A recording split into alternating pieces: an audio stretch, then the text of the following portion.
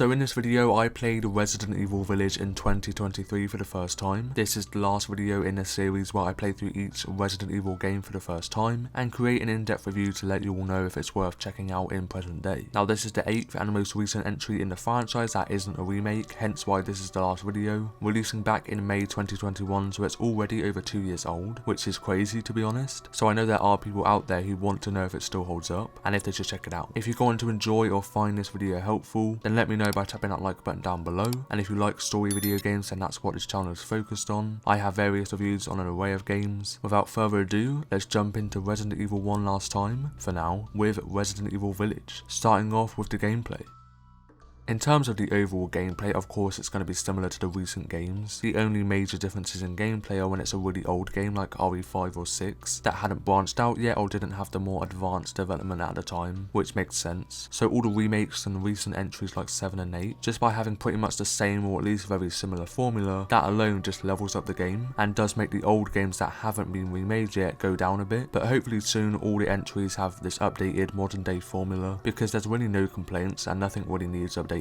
Now as I mentioned in my RE7 review, it was very clear that they returned back to this survival horror style and way less action than 5 and 6, and of course everyone loves that style, and I think that's what makes the franchise and what Resident Evil is all about. In terms of this game, there is more action than 7, but the survival horror is definitely still there. Usually I prefer having more of the survival horror, and I know many others enjoy it as well, and lots of others love action, unlike in RE5 and 6 for example, which wasn't really that balanced, and for the most part it was action. Of course there are other aspects that took those games down a bit, but what I'm saying is that there's lots of intense action in this game, but even I, someone who prefers the survival horror, loved it because it's mixed so well and it's incredibly fun. There's lots of creepy horror parts just as seen in RE7, which was for sure the scarier game, but I preferred this to 7 because it still kept that in this game, but they were all ordered so well and fit the pace of the game as well as the action. Now you do go back through the same area of the village, which is the biggest reason why this game is called RE Village, as you always get to go back, and the game does make sure you explore it all rather than just like an optional thing, which works so well with what this game is focused on. You can be at the start or halfway or even at the end of the game and it will tell you to explore an area that's been there since the beginning with an item you now have acquired. The merchant trader known as the Duke, seen similarly in previous titles like usual, moves around the map and is conveniently there wherever you move location. This can be in the main village or the castle or the reservoir, etc. You can modify your weapon by purchasing attachments. These can also be found around the map. You can upgrade the power, rate of fire, reload speed and ammo capacity of your weapon. He offers other supplies like medkits, ammo, throwables, bag pouches, which all add a lot more than previous games. And overall I didn't have too much hassle trying to find space in my inventory, but either way that adds on to that tactical gameplay style seen a lot in 2 for example. Though what I did really like was how the inventory was sorted, so rather than having everything in one section, it's not always easy to find in that way and there's always less room. The key items for puzzles are all together. The crafting items like scraps, herbs and chem fluids and gunpowder, they're all together, and all your guns, melees and ammo are also all together.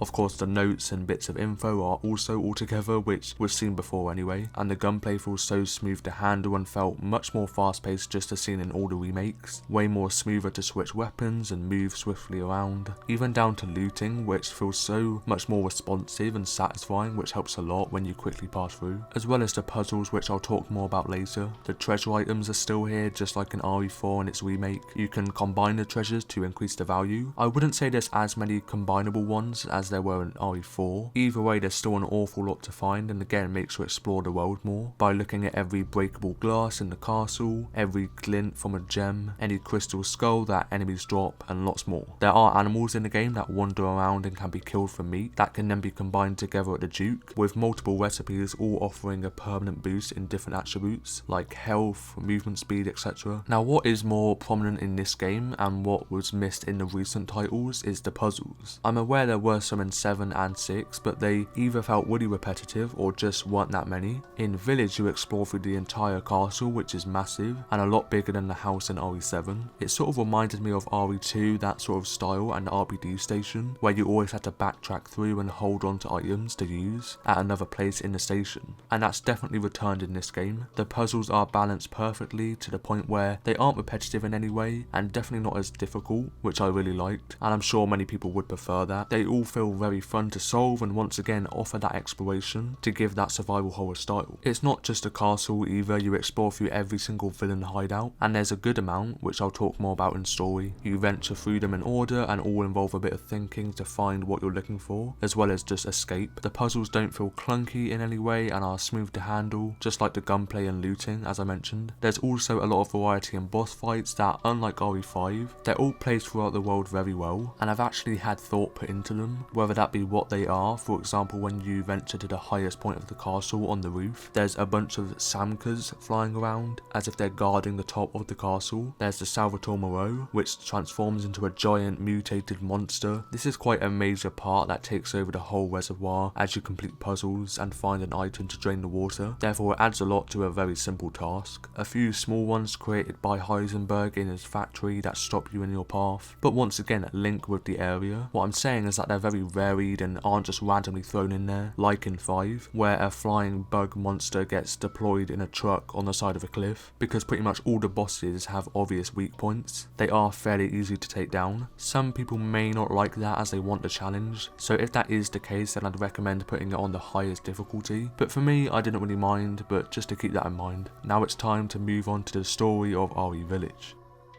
So if you didn't know, this is a carry on from RE7 and still follows the main protagonist of Ethan Winters and his family. Just like in 7, he is sort of the same person, unlike Leon in RE2 compared to RE4 where he completely changed to a way more experienced professional cop. Ethan in RE7 was just a normal person who had to fight by himself and see some traumatizing things, and it just follows on in this game. Though he may not be the most complex character with a huge personality like Leon, Chris or Jill, but this just makes so much more sense because it shows that he's just an ordinary guy. But the way his character was written in RE7 and this game was very well done, because it highlights his devotion to his daughter in RE Village and his wife in RE7, which means he went through all this twice for his family, and you can't hate on that. And Ethan even mentions this throughout the game, and you can tell he's much more frustrated and sad than he was in 7, which I don't blame him really, meaning it just immerses you into the game more and helps you relate to his character. Just as I mentioned in my RE7 review, you do meet with a lot of people in this game, a lot, from villains to just ordinary residents of the village, whatever's left of them, but the main characters are found in the giant castle which we explore through a good chunk of the game. These sets of antagonists include Lady Dimitrescu, who for 60 years has been known for mass murder and cannibalism in true Resident Evil fashion, who's a 9'6" tall vampire lady who wears a white dress and a giant hat with jewelry and makeup. Other than being really tall, she seems pretty normal and elegant,